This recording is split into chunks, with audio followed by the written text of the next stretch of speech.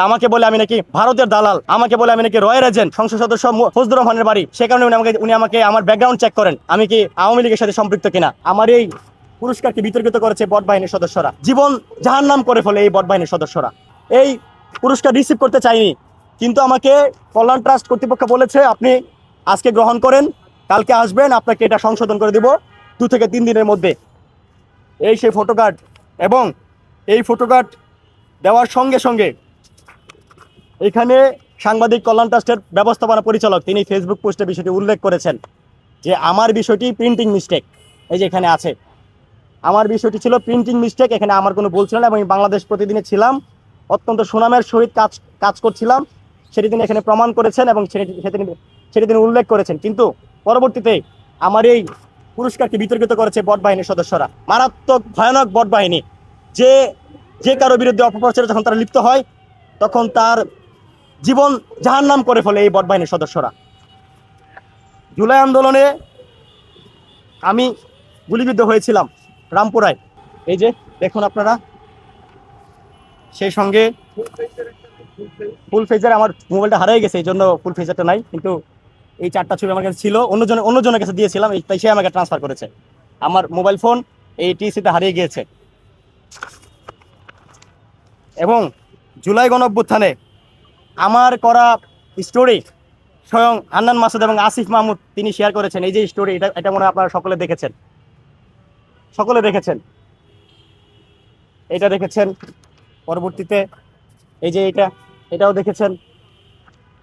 তার পরবর্তীতে এই যে এটা দেখেছেন। এই যে সাম্য বলা হয়, সাম্য মারা গিয়েছে, আন্দোলনে অংশগ্রহণের সাম্যর একমাত্র প্রমাণ আমার ভিডিও, আমার ধারণ করার ভিডিও। ছাত্রদল নেতা সাম্য যিনি মারা গিয়েছেন এবং বলেছিল যে সে আন্দোলনে অংশগ্রহণ করেছে, এই একমাত্র দলিল আমার কাছে, এবং আমার ভিডিওটি তখন আবারও ভাইরাল হয়েছিল। তার পরবর্তীতে নাহিদ ইসলাম সংবাদ সম্মেলনে তাকে বাধা দিয়েছিল পুলিশ, কয়েক মিলিয়ন ভিউ হয়েছে এই ভিডিও হান্নান মাসুদ নিজে শেয়ার করেছে এবং তিনি স্মৃতিচারণ করেছে। আসিফ মাহমুদ নিজেও এটি শেয়ার করেছে। এবং এই যে ঢাকা বিশ্ববিদ্যালয়ের যাকে ভাগিনী কন্যা বলা হয়, প্রত্যেকটি ভিডিওর তারিখ আছে, যে এখানে 17 জুলাই ভিডিওটি ভাইরাল হয়েছিল। এই যে উনি হচ্ছে নর্থ সাউথ বিশ্ববিদ্যালয়ের শিক্ষিকা, 2 আগস্ট প্রেস ক্লাবে ওনার ভিডিওটি ধারণ করা হয়েছিল। এই যে এর নাম হচ্ছে প্রীতম সোহাগ, জুলাই আন্দোলনের সর্বপ্রথম ভাইরাল হওয়া ভিডিও এটি। আপনার 14 জুলাই, এখানে তারিখ দেওয়া আছে 14 জুলাই, রাষ্ট্রপতি ভবনে স্মারকলিপি দেওয়ার দিন ফার্স্ট জুলাই আন্দোলনে ভাইরাল হওয়া ভিডিও। এবং এই প্রীতম সোহাগ 2 দিন পর এই ভিডিওটি শেয়ার করে আমাকে মেনশন করেন। তারপরে আমি দেখলাম সেও এই চান্দাবাজ জুলাই যোদ্ধার পক্ষে ফেসবুকে পোস্ট করেছেন। এই যে এটি 25 জুলাই, এটি রামপুরায় রাতের বেলা, এবং পরিশেষে এটি এই ছেলেকে সবাই তো চিনেন আপনারা, পুলিশের সাজোয়া জনের লাল রং দিয়ে মেখে দিয়েছিল।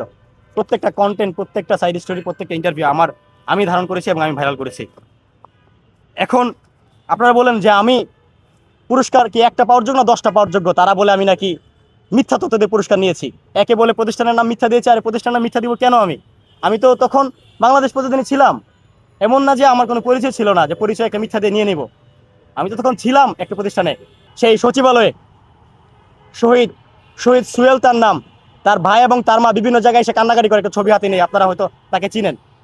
সেই শহীদ সুহেল আজকে আমার জন্য, নাহিদ ইসলাম তার বাসায় গিয়েছে, আমার জন্য সে পুরস্কার, সে টাকা পেয়েছে, যে আর্থিক অনুদান যেটাকে বলে সেটা পেয়েছে, এবং আজকে তার মাকে এবং তার ভাইকে, এবং তার ভাই যে শহীদ হয়েছে সে ব্যাপারে সকলেই অবগত, শুধুমাত্র আমার প্রতিবেদনের কারণে। এবং আমি সেই প্রতিবেদন করাই, স্বয়ং নাহিদ ইসলাম আমাকে বলে, উনি আমার বাড়ি জিজ্ঞেস করে আমার বাড়ি কোথায়, আমি বলি আমার বাড়ি মিঠামইনে সাবেক রাষ্ট্রপতি আব্দুল হামিদের বাড়ি, এবং বর্তমান যে সংসদ সদস্য ফজলুর রহমানের বাড়ি।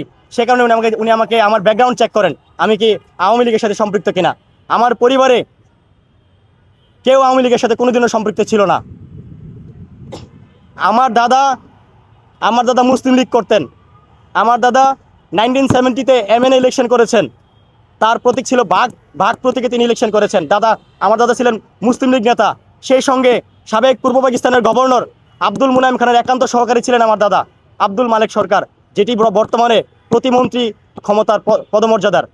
সেই পরিবার থেকে আমি উঠে এসেছি। আমাকে বলে আমি নাকি ভারতের দালাল আমাকে বলে আমি নাকি রয়ের এজেন্ট।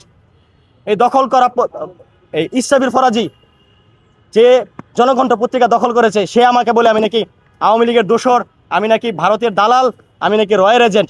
অথচ আমার দাদা করতেন মুসলিম লীগ।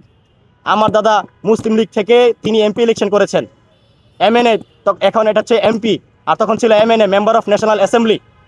সেই ইলেকশন তিনি করেছেন।